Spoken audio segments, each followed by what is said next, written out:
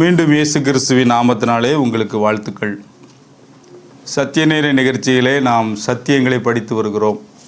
கடந்த வாரங்களிலும் இயேசு கிறிஸ்து மகிமையிலே அவர் இந்த பூமியிலே மாம்சத்திலே வெளிப்பட்டார், சிலுவையில் அறையப்பட்டார், அடக்கம் பண்ணப்பட்டார், உயிர் தெழுந்தார், பிதாவின் வலது பார்சத்திலே வீற்றிருக்கிறார், உட்கார்ந்திருக்கிறார். இந்த சத்தியத்தை நாம் அறிய வேண்டும் என்று சொல்லி படிக்க தொடங்கினோம். 3 காரியங்களை நாம் பார்த்தோம்.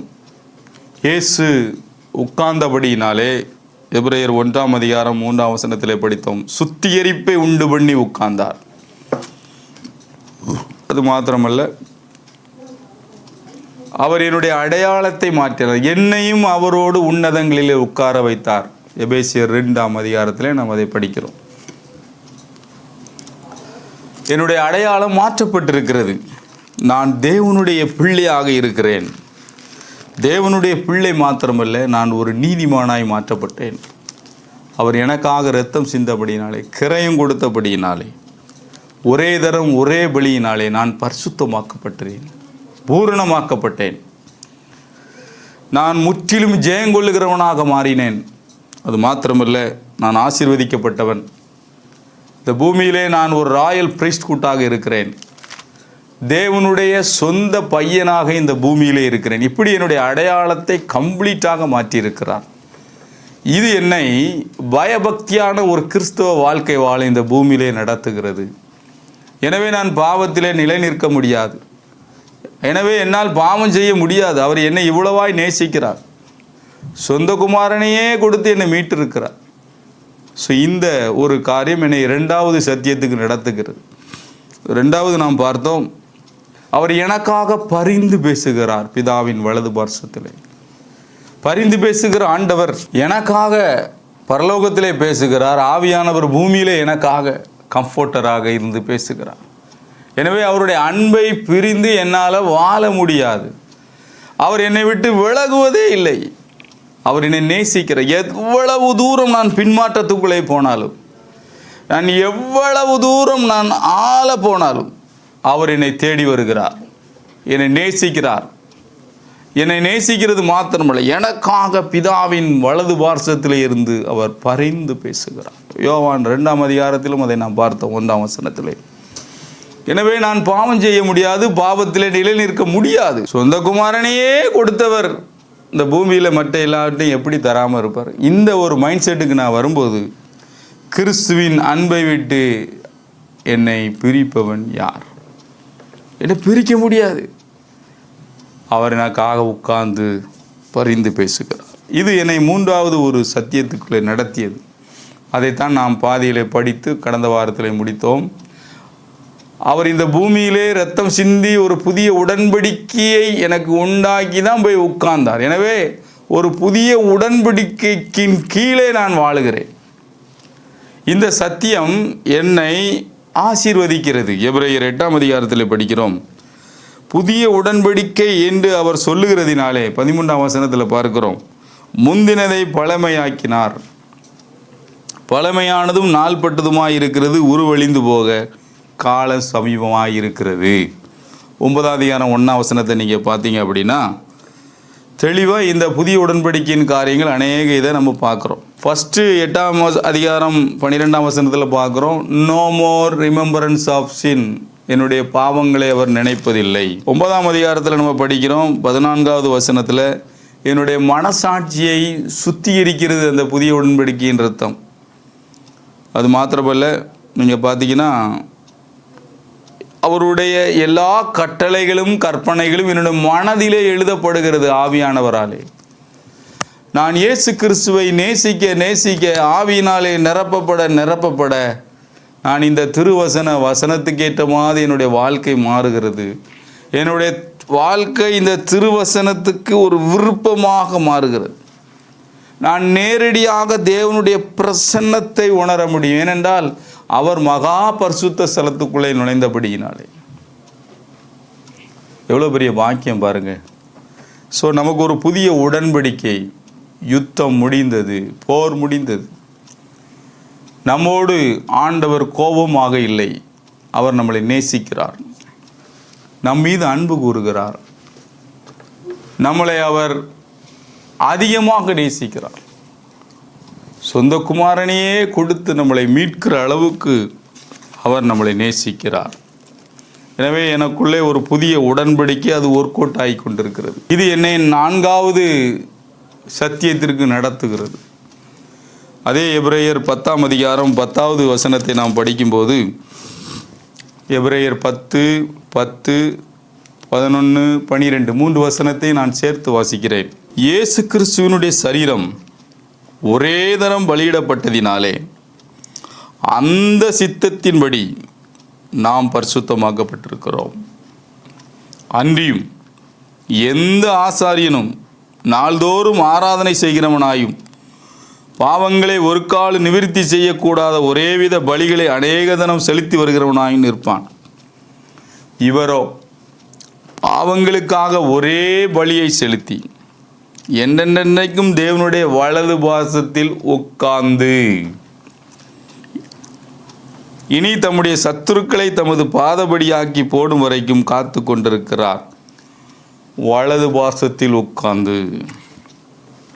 அடுத்தாப்புல பார்க்கிறோம், ஒரே தரம் ஒரே பலியினாலே அவர் என்னென்றைக்கும் என்ன செஞ்சிருக்கிறார் அப்படின்னா, எனக்காக எல்லாவற்றையும் முடித்திருக்கிறார். Finished everything for me. அங்கே பார்க்கிறோம், அவருடைய சரீரம் பலியிடப்பட்டதினாலே நான் பரிசுத்தமாக்கப்பட்டிருக்கிறேன். 14ஆம் வசனத்தில் பரிசுத்தமாக்கப்பட்டதினாலே அந்த பலியினாலே என்னை அவர் என்றென்றைக்கும் பூரணப்படுத்தி இருக்கிறார். ஸோ ஒரே தரம் ஒரே பலியினாலே பரிசுத்தமாக்கப்பட்டு தூயவராக்கப்பட்டு நாம் பூரணப்படுத்தப்பட்டிருக்கிறோம். இந்த புதிய உடன்படிக்கை நான் எப்படி பண்ணியிருக்கேன் அப்படின்னா, எனக்காக அவர் எல்லாவற்றையும் முடித்திருக்கிறார். இதே 10ஆம் அதிகாரம் 19வது வசனத்தில் பார்த்தீங்கன்னா, ஒரு புதிதுமாம் ஜீவனுமான மார்க்கத்தை எனக்கு உண்டு பண்ணி இருக்கிறார். அதனால் நான் பின்மாற்றம் அடைய முடியாது. இந்த 38, 39 அப்படி தான் பார்க்குறோம். நாம் விசுவாசத்தினாலே நீதிமான் பிழைப்பான், அந்த ஒரு ரேஞ்சுக்கு தான் நம்ம வர முடியும். இதற்கு பரிசுத்த ஆவியானவரே சாட்சி. அவர் எனக்காக எல்லாவற்றையும் முடித்து விட்டிருக்கிறார். திரும்ப திரும்ப நான் உங்களுக்கு சொல்ல ஆசைப்படுறேன், அவர் நம்முடைய பாவங்களை சிலுவையின் மேல் சுமந்தார். 1 பேதுரு 2:24. உங்கள் வாழ்க்கையில் இதெல்லாம் மறக்கக்கூடாது.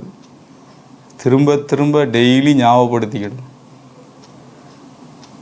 நாம் பாவங்களுக்கு செத்து நீதிக்கு பிழைத்திருக்கும்படி அவர் தாமே நம்முடைய பாவங்களை சிலுவையின் மேல் சுமந்தார். செமிகோலன். அது என்னை 2வது சத்தியத்துக்குள்ளே கொண்டு போகுது. அது என்ன? அவருடைய தழும்புகளால் குணமானீர்கள். அதை 2வது எங்கே படிக்கிறோம் அப்படின்னா, மத்தேயு 8:17 படிக்கிறோம். அவர் நம்முடைய நோய்களை சுமந்தார். நமக்கு பிரச்சனையே பாவமும் வியாதியும் தான். இந்த 2ம் வரும்போது என்ன வருது அப்படின்னா, நமக்கு துக்கம் வருது. அதனால தான் ஏசாயாவில் படிக்கிறோம் 53:4, நம்முடைய துக்கங்களை சுமந்தார். சிக்னஸ், சாரோஸ், மனிதனுடைய 3 பிரச்சனையும் சிலுவையில் அவர் சுமந்து விட்டார். நம்முடைய கண்கள் தான் திறக்கப்படும். இதை விசுவாசிக்க நாம் முடித்து விட்டார். அவர் வீற்றிருக்கிறார், உட்கார்ந்துருக்கிறார். என்ன அர்த்தம் அப்படின்னா, எல்லாத்தையும் முடிச்சுட்டு உட்கார்ந்துருக்கிறார். பழைய ஏற்பாட்டில் எங்கேயுமே சீட்டு கிடையாது. மகா பரிசுத்த ஸ்தலத்துக்குள்ளேயும் பரிசுத்த ஸ்தலத்துலேயும் பிரகாரத்துலேயும் சேர் கிடையாது. எந்த ஆசாரியனுக்கும் பிரதான ஆசாரியன். ஆனால் இயேசு கிறிஸ்து முடித்தார். அதனால தான் உட்கார்ந்தார்னு படிக்கிறோம். முடித்தார். அவர் முடிச்சிட்டார்.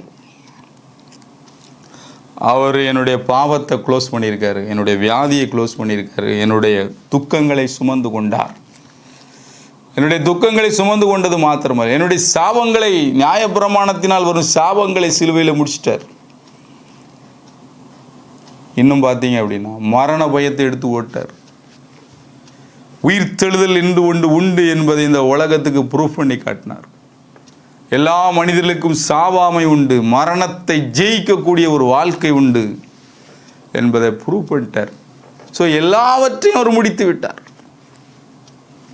புதிய உடன்படிக்கை என்பது என்னை வாழ வைக்க வந்தது.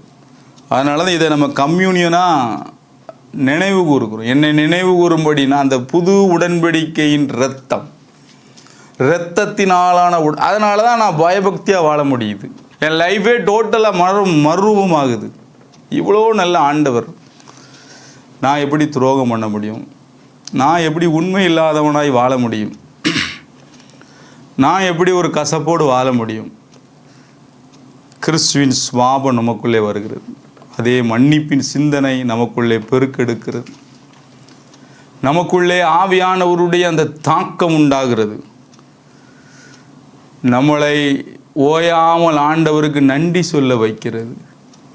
பிரியமானவர்களே, நாம் ஒரு புதிய உடன்படிக்கையின் கீழே இருக்கிறோம். அது என்னை வாழ வைக்கிறது. ஸோ உட்கார்ந்திருக்கிற ஆண்டவர் எனக்காக எல்லாவற்றையும் செய்து முடித்தார். மறந்துடவே கூடாது.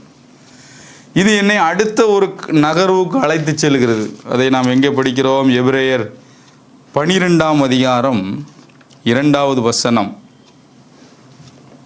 முதலாவது பார்த்தோம், என்னுடைய அடையாளம் மாற்றப்பட்டிருக்கிறது அவர் உட்கார்ந்தபடியினாலே, சுத்திகரிப்பை உண்டு பண்ணி உட்கார்ந்தபடியினாலே. 2வது பார்த்தோம், அவர் என்ன ஒரு நாளும் கைவிட போகிறதே இல்லை, ஏன்னா எனக்காக அவர் ரெக்கமெண்ட் பண்ணுறார், பரிந்து பேசுகிறார். 3வது பார்த்தோம், இந்த பூமியிலே என்னோடு அவர் புதிய உடன்படிக்கை ஒன்று பண்ணிட்டு போய் தான் உட்கார்ந்துருக்கிறார். 4வது பார்த்தோம், அந்த புது உடன்படிக்கைங்கிறதுனால அந்த இரத்தத்தினால எனக்கு பாவம் போயிட்டு, வியாதி போயிட்டு, சாபம் போயிட்டு, எல்லாம் போயிட்டு, தரித்திரம் எல்லாம் சிலுவையில் க்ளோஸ் ஆயிட்டு. இப்போ பார்க்குறோம் 12ஆம் அதிகாரம் 2வது வசனத்தில், அவர் தமக்கு முன் வைத்திருந்த சந்தோஷத்தின் பொருட்டு அவமானத்தை எண்ணாமல் சிலுவையை சகித்து தேவனுடைய சிங்காசனத்தின் வலது பார்சத்தில் வீற்றிருக்கிறார். ஸோ வலது பார்சத்தில் வீற்றிருக்கிறார். ரொம்ப தெளிவாக இருக்குது. வலது பார்சத்தில் வீற்றிருக்கிறார். எப்படி? சிலுவையை சகித்து சிம்மாசனத்தில். தமிழ் ரொம்ப அழகாக வந்திருக்கு. சிலுவை சிங்காசனம், கிராஸ் கிரவுன், சிலுவை சிங்காசனம். ஆகையால் அப்படி போட்டிருக்கு அடுத்த வசனத்தில், ஆகையால் அவரையே நினைத்து கொள்ளுங்கள். இவ்விதமாக விபரீதங்களை சகித்த அவரையே நினைத்து கொள்ளுங்கள். இதுலேருந்து என்ன நம்ம கற்றுக்கொள்கிறோம்? இது என்ன ஒரு சத்தியம் நமக்கு கிடைக்கும் அப்படின்னா, ஸோ நம்மளை சுற்றி நிறைய காரியங்கள் இருக்கலாம், எல்லாவற்றையும் ஒதுக்கிட்டு இயேசுவையே பார்க்கணும். எதுலேயும் நீங்கள் இடரல் ஆயிடக்கூடாது. அவர் தான் நமக்கு முன்மாதிரி. ஸோ நீங்கள் தப்பி தவறி போனால் கூட ஆண்டவர் தம்முடைய வார்த்தையினாலே உங்களை சிட்சிப்பார். அழகாக இந்த அதிகாரத்திலே நம்ம பார்க்கிறோம். சிச்சித்து கரெக்ட் பண்ணுவார். அதனால் சோர்ந்து போகாதுங்க.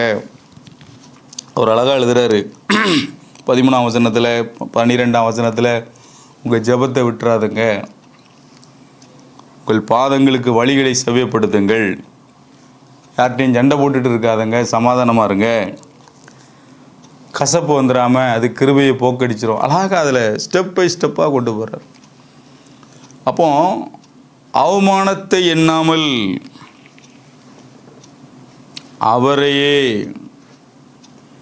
அவரையே நினைத்து கொள்ளுங்கள். அப்போ இதில் என்ன சத்தியம் நமக்கு டைரெக்டாக கிடைக்கும் அப்படின்னா, அவர் உட்கார்ந்து இருக்கிறபடியினாலே எல்லாவற்றையும் முடித்து உட்கார்ந்து இருக்கிற நமக்கு ஒரு பிரச்சனை வரும்போது நாம் அவரை நினைக்க பார்க்கணும். நம்மளை அசட்டை பண்ணப்படுவது, நாம் அற்பமாக எண்ணப்படும் போது, நாம் தூக்கி எறியப்படும் போது, நண்பன் துரோகியாக மாறும்போது உடனே நீங்கள் என்ன நினைக்கணும்னா சிங்காசனத்தை தான் நினைக்கணும். இயேசு அப்படி வாழ்ந்தார். பிலாத்து அவர்கிட்ட கேட்பான், நான் உன்னை கைது பண்ணவும் சிறையில் அடைக்கவும் உன்னை சிலுவையில் அறையிறக்கும் எனக்கு அதிகாரம் உனக்கு தெரியுமா அப்படின்னு. உடனே ஆண்டவர் சொல்கிறாரு, பரத்திலிருந்து கொடுக்கப்பட்டால் ஒழிய உனக்கு என் மீது எந்த அதிகாரமும் கிடையாது. இதுதான் அந்த மைண்ட் செட்டிங். இப்போ நீ சேரில் உட்காந்துருக்கப்பா, எங்கள் அப்பா சிங்காசனத்தில் இருக்கிறார். இந்த ஒரு அறிவை தான் ஆண்டவர் நமக்கு டீச் பண்ணுறார். நீங்கள் ஒரு தேவ பிள்ளையாக இருந்தால் உங்களை யாராவது மிரட்டுறாங்க, பயமுறுத்துகிறாங்க, இல்லைனா உங்களை ரொம்ப கஷ்டப்படுத்துகிறாங்கன்னா உங்கள் மைண்ட் செட்டிங் போகணும். நான் உன்னதங்களில் அவரோடு உட்கார்ந்துருக்கிறேன். அவருடைய அனுமதி இல்லாமல் என்கிட்ட ஒரு முடி கூட கீழே விழாது. அவர் என்னுடைய எல்லாவற்றையும் அவர் அறிந்திருக்கிறார். அவருடைய தகப்பனாக இருக்கிறார். அவர் வீட்டிருக்கிறவர் என்னை கவனித்து கொண்டிருக்கிறார். சத்துருவை பாதபடியாக்கும் வரை அவர் காத்து கொண்டிருக்கிறார். பழி வாங்குதல் அவருக்குரியது. அதனால தான் நம்ம பழி வாங்கக்கூடாது. அதனால தான் நம்ம எதிர்த்து பேசக்கூடாது. அதனால தான் நம்ம யாருக்கும் விரோதமாக எழும்ப முடியாது. நாம் மன்னிக்க தான் அழைக்கப்பட்டிருக்கிறோம். அவரையே நினைத்து கொள்ளுங்கள். விபரீதங்களை சகித்த அவரையே நினைத்து. நீங்கள் மட்டும் இந்த ஸ்டேஜுக்கு வந்துட்டீங்க அப்படின்னா கர்த்தர் உங்களுக்காக காரியங்களை செய்வார். உடனே எதிரியெல்லாம் போட்டு அடின்னு அடிப்பார், கொண்டு போடு அப்படிலாம் நீங்கள் உங்கள் மைண்டு கொண்டு போகக்கூடாது. அது பழைய ஏற்பாடு. அவர் என்ன செய்வார் அப்படின்னா சத்துருக்களுக்கு முன்பாக உங்களை உயர்த்துவார், உங்களை ஆசீர்வதிப்பார். அவங்களே உங்கள்கிட்ட வரும்படி அவர் காரியங்களை மாற்றுவார். அவ்வளோ நல்ல தேவன். ஏனென்றால் அவர்களுக்கும் அவர் தானே ஆண்டவர். அவர்களுக்காகவும் அவர் ரத்தம் சிந்தி இருக்கிறாரே. அடிக்கடி பவுல் எழுதுவார், அவனுக்காகவும் கிறிஸ்து மரித்தாரே. அவன் உங்களுடைய வலதுகரம் என்றால் இன்னொருத்தர் இடதுகரம் அல்லவா? பிரியமானவர்களே, அவரையே நாம் நினைக்க வேண்டும். பாடு வரும்போதெல்லாம் இயேசு எப்படி நடந்து கொண்டார், சிலுவையின் அந்த காரியங்கள் எல்லாம் நீங்கள் அடிக்கடி மைண்டில் கொண்டு வர உங்கள் மைண்டு ரினுவல் ஆகிட்டே இருக்கும். ஸோ சுத்திகரிப்பை உண்டு பண்ணின ஆண்டவர் என்னுடைய அடையாளத்தை மாற்றியிருக்கிறார். அடையாளத்தை மாற்றின ஆண்டவர் நீங்கள் பார்த்தீங்க அப்படின்னா என் மீது அவர் அன்பு கூர்ந்திருக்கிறார். அவர் அந்த அன்பை எடுக்கிறதே இல்லை. ஏன்னா தேவன் அன்பாகவே இருக்கிறார்.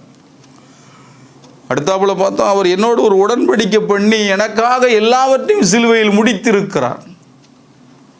பாவமோ வியாதியோ கவலையோ என்னை மேற்கொள்ள முடியாது. எப்பொழுதும் என்னை வெட்டி சிறக்க பண்ணுகிறார். அது மாத்திரமல்ல, அவர் என்ன செய்கிறார் என்றால் என்ன அவர் ஒருபோதும் கைவிடாதனால நான் ஒரு நாளும் சோர்ந்தே போக முடியாது. அதில் அப்படிதான் இருக்கு. சோர்ந்து போகாதிருங்கள் அப்படின்னு தான் போட்டிருக்கு. 3ஆம் வசனத்தில் பார்த்தீங்கன்னா அவரையே சோர்ந்து போகாதபடிக்கு அவரையே நினைத்துக்கொள். ஸோ பிரச்சனை, போராட்டம், கசப்பு, வைராக்கியம் இதெல்லாம் வரும்போது இயேசுவை நினைக்கணும். அவருடைய ரத்தம் நம்மளை சுத்திகரிக்கும், மன்னிக்க வைக்கும். இந்த இடத்துல நான் ஒரு வசனத்தை ஆவியானவர் ஞாபகப்படுத்துறதுனால நான் சொல்கிறேன். எபேசியர் 5ஆம் அதிகாரம் 1வது வசனத்தை நீங்கள் பார்த்தீங்க அப்படின்னா ரொம்ப அருமையான வசனம். குடும்பங்களிலே அது நமக்கு டெய்லி தேவைப்படுற ஒரு வசனம். எபேசியர் 5:1 ஆதலால் நீங்கள் பிரியமான பிள்ளைகளைப் போல தேவனை பின்பற்றுகிறவர்களாகி கிறிஸ்து நமக்காக நம்மை தேவனுக்கு வாசனையான காணிக்கையாகவும் பலியாகவும் ஒப்பு கொடுத்து நம்மில் அன்பு கூர்ந்தது போல நீங்களும் அன்பிலே நடந்து கொள்ளுங்கள். ஸோ இதில் தேவனை பின்பற்றுங்கள். இந்த வார்த்தை பைபிளில் இந்த ஒரு இடத்துல தான் வருது. Follow God. எப்படி பின்பற்றணுமா? இயேசு கிறிஸ்து பலியாக தன்னை ஒப்பு கொடுத்து அன்பில் நடந்துக்கிட்டாராம். இது எப்படி ஆரம்பிக்குன்னு பாருங்கள். 5ஆம் அதிகாரம் 1ஆம் வசனத்தில் ஆதலால். அப்போ 4ஆம் அதிகாரம் 32 என்ன போட்டிருக்குன்னா ஒருவருக்கொருவர் தயவாயும். அப்போ அதுக்கு மேலே என்ன போட்டிருக்குன்னா கசப்பு, கோபம் இதெல்லாம் சொல்லிட்டு தான் சொல்கிறாரு. ஒருவருக்கொருவர் தயவாயும் மன உருக்கமாய் இருந்து கிறிஸ்துவுக்குள் தேவன் உங்களுக்கு மன்னித்தது போல நீங்களும் ஒருவரை ஒருவர் மன்னிங்கள், ஒருவருக்கொருவர் மன்னியுங்கள். அப்படி சொல்லிட்டு தான் ஆதலால் தேவனை பின்பற்றுங்கள். கிறிஸ்து நம்மளை அப்படி காணிக்கையாக பலியாக ஒப்பு கொடுத்து அன்பிலே நடந்து கொண்டார். அப்போ நமக்கு என்ன இதில் படிக்கும் அப்படின்னா அவரையே நினைத்து கொள்ளுங்கள்னா அதான். டெய்லி மன்னிக்க அழைக்கப்பட்டிருக்கிறோம், டெய்லி அன்பு கூற அழைக்கப்படுகிறோம், டெய்லி மன்னிக்க அழைக்கப்படுகிறோம், டெய்லி அன்பு கூற அழைக்கப்படுகிறோம். ஏனென்றால் தேவன் அன்பாகவே இருக்கிறார். அன்பில் நிலைத்திருக்கிறவன் தேவனில் நிலைத்திருக்கிறான். அன்பில்லாதவன் தேவனை அறியான். கண்ட சகோதரனிடத்தில் அன்பு கூறாதவன் காணாத தேவனிடத்தில் எப்படி அன்பு கூறுவான்? எனவே இது என்னை உற்சாகப்படுத்துகிறது. நான் சோர்ந்தே போக முடியாது. எவ்வளவும் எனக்கு பண்டிகை, நானும் மன்னிச்சுட்டு போயிட்டே இருக்கேன். சிலுவையில் அதான் நடந்துச்சு. அவர் புறக்கணிக்கப்பட்டார், அவமானப்படுத்தப்பட்டார், நண்பன் துரோகியாக மாறினார், காட்டி கொடுக்கப்பட்டார், சொத்தை எடுத்துக்கொண்டார்கள், ஒரே சொத்தை எடுத்துக்கொண்டார்கள், பரியாசம் பண்ணப்பட்டார், நன்மை தூசிக்கப்பட்டது, 3.5 ஆண்டுகள் செய்த எல்லா அற்புதங்களும் குப்பை என்று சொல்லத்தக்கதாக நன்மை பெற்ற யாருமே சிலுவை கரியில் வரவில்லை, நன்றி சொல்ல வரவில்லை. ஒருத்தர் கூட எட்டி பார்க்கல. நெருக்கமான 1, 2, 3 பேர் மாத்திரம் அங்கே இருந்தார்கள். ட்ரைனிங் கொடுத்த 10 பேரும் ஆளை காங்கலை. எல்லாரையும் சிலுவையில் மன்னித்தார். சம்பந்தமில்லாத போர் வீரர்களை மன்னித்தார். அடித்தார்கள், துன்புறுத்தினார்கள். பிரதான ஆசாரியரை மன்னித்தார். கிறிஸ்து நடந்தது போல நடங்கள்னா இதான். என்னால் மன்னிக்க முடியாது பிரதர், நான் இப்படி தான் இருக்க முடியும் நீங்கள் சொல்லலாம். நீங்கள் மனம் திரும்பணுன்னு அர்த்தம். நீங்கள் ஆண்டருடைய பிள்ளையாக மாறணும். ஆண்டருடைய பிள்ளைன்னா இயேசுவமாக தான் இருக்க முடியும். இயேசு தேவனுடைய குமாரன். தேவகுமாரன் என்ன செஞ்சாரோ அதுதான் நம்ம செய்ய முடியும். அதுதான் கிறிஸ்தவன். உங்களுக்கு மன்னிக்க முடியல, கசப்பாகவே இருக்குது, அப்படியே வருது, ஒரு 2 டீமாகவே நாங்கள் உட்காந்து வேலை பார்த்துட்டு இருக்கோம் பிரதர். நீங்கள் எந்த டீமில் இருந்தாலும் சரி, சமாதான பாத்திரனாக இருக்க ஆசைப்படுங்கள். கசப்பை வளர்க்க நீங்கள் உறுதுணையாக இருக்காதீர்கள். ஏனென்றால் கசப்பு வரும்போது அந்த அதிகாரத்தில் பார்க்குறோம் 15ஆம் வசனத்தில், அது தேவ கிருபையை போக்கடித்து விடுகிறது. மறந்துடவே கூடாது. எபிரேயர் 12ஆம் அதிகாரம் 15வது வசனம், ஒருவனும் தேவனுடைய கிருபை இழந்து போகாதபடிக்கு யாதொரு கசப்பான வேர் முளைத்தெலும்பி கலகம் உண்டாக அநேகர் தீட்டுப்படுத்த. ஒருத்தருக்குள்ளே வர்ற கசப்பு அப்படியே டெவலப் ஆகி அப்படியே ஒரு சபையை நாசமாக்கிடும், அப்படியே ஒரு ஃபெல்லோஷிப்பை உடைச்சிரும். அதனால தான் அவர் சொல்கிறாரு, விபரீதங்களை சகித்த அவரை நினைங்க. அவர் உட்கார்ந்தார், சிலுவையை சகித்து சிம்மாசனத்தில் உட்கார்ந்தார். எனவே நீங்கள் சோர்ந்து போக முடியாது. உங்கள் முழங்காலை ஸ்திரப்படுத்துங்கள். கிருபையை போக்கடிக்கிற கசப்பிலிருந்து வெளியே வாருங்கள். அழகாக எழுதுறார், சிட்சையை அற்பமாக எண்ணாதீர்கள். இது ஒரு சிட்சை தான். அந்த வார்த்தையை நீங்கள் கேட்கும்போது வார்த்தையை கொண்டு தான் ஆண்டவர் சிட்சிக்கிறார். அதில் நாம் மனம் திரும்புகிறோம். ஒரு தேவ மனிதன் யாரோடும் கசப்பாக இருக்க முடியாது. இயேசு கிறிஸ்துவை எல்லாரும் புறக்கணித்தார்கள், காட்டி கொடுத்தார், எல்லாம் செய்தாங்க. அவரோ சிலுவையிலே பல தடவை பிதாவே இவர்களுக்கு மன்னியும், பிதாவே இவர்களுக்கு மன்னியும், பிதாவே இவர்களுக்கு மன்னியும் மன்னியும் என்று கதறி கதறி கதறி ஜெபித்து கொண்டே இருந்தார். நீங்கள் இப்படி இந்த ஸ்பிரிட்டுக்கு வந்துட்டீங்க அப்படின்னாலே உங்கள் ஃபேமிலி லைஃப் டேமேஜ் ஆனது சரியாயிடும்.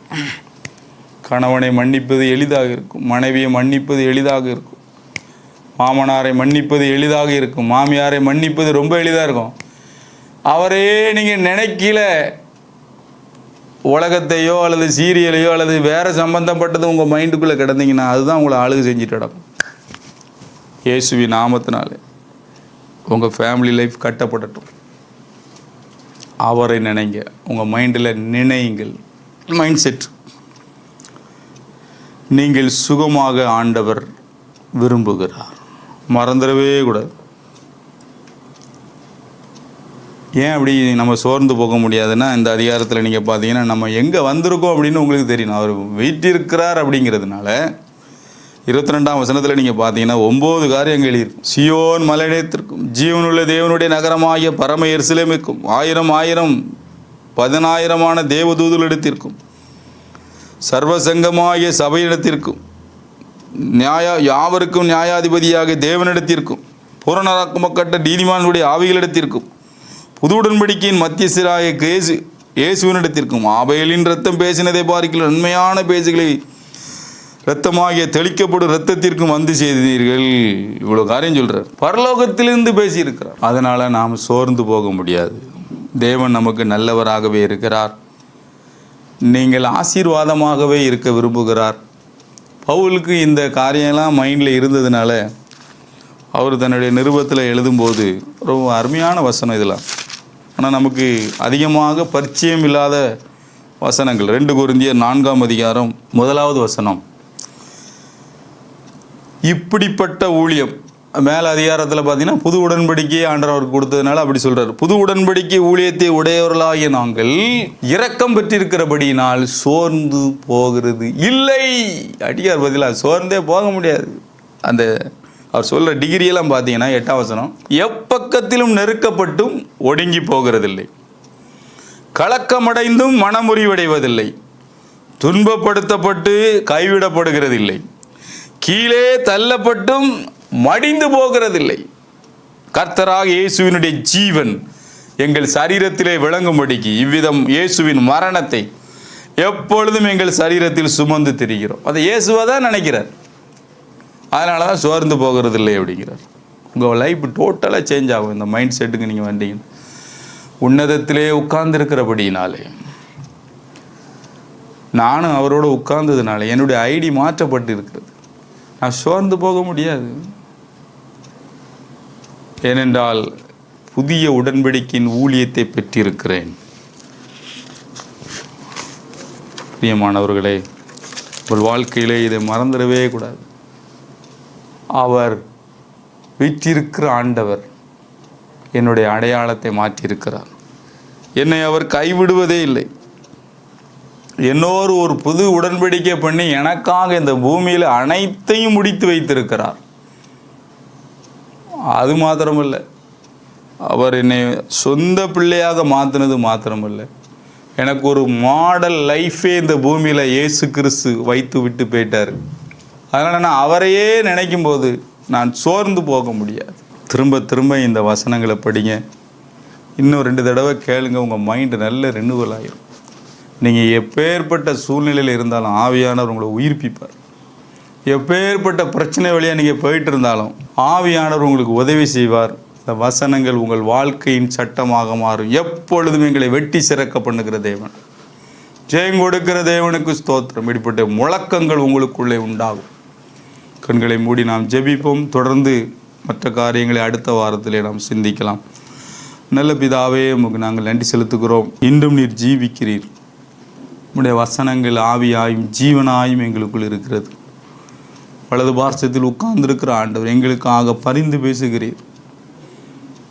ஆண்டவரே, இந்த பூமியிலே ஆவியானவர் எங்களை உயிர்ப்பிக்கிறீர். நாங்கள் உமக்கு நன்றி சொல்லுகிறோம். உடைய வல்ல கரம் எங்களை தொடுகிறபடினாலே ஸ்தோத்திரம். ஆண்டவரே, இதை கேட்டுக்கொண்டிருக்கிற ஒவ்வொருவரும் இந்த சத்தியத்தை அறியக்கூடிய கிருபையை நீர் கொடுக்கிறீர். அதற்காக நன்றி ஆண்டவரே. இயேசுவின் நாமத்தினாலே விடுதலை உண்டாகட்டும். ஆண்டவரே, பாவத்திலிருந்து, சாபத்திலிருந்து, வியாதியிலிருந்து ஒரு விடுதலை யாரெல்லாம் விரும்பி கேட்குறாங்களோ அவங்களுக்கு இப்பொழுதே ஒரு விடுதலை இயேசுவின் நாமத்தில் உண்டாகிறபடினாலே நன்றி ஆண்டவரே. எல்லா பலவீனங்களும் மாறுகிறபடினாலே ஸ்தோத்திரம் ஆண்டவரே. இந்த கரத்துக்குள்ளே ஒப்பு கொடுக்கிறோம். இயேசு கிறிஸ்து மூலம் வேண்டுகிறோம் நல்ல பிதாவே. ஆமேன்.